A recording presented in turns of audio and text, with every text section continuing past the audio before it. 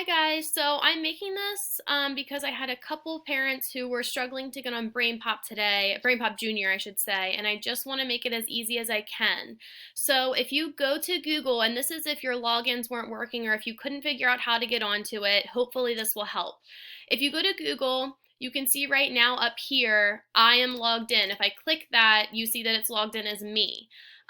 So I can show this from two different ways. It should work on your students as well. So if I hit this waffle right here, it's going to open up a lot of the Google apps for me, but there is a way to scroll down, and if you scroll far enough, you will see Brain Pop Junior. I do want to point out that there is a regular Brain Pop. This is not for our kids. It's not friendly for first graders, so that's why we use Brain Pop Junior.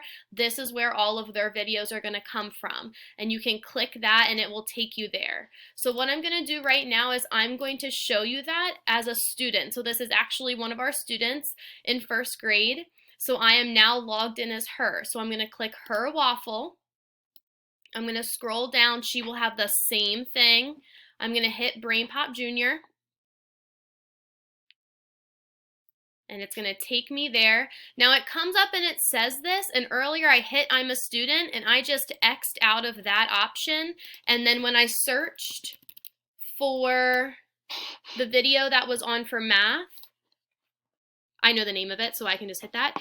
It comes right up for me. And at that point, you're able to click that and you are able to watch the video and go from there. So I'm hoping that this is going to help you guys. If you weren't able to log on to Brain Pop today, please let me know if you have any more questions or if this does not work for you.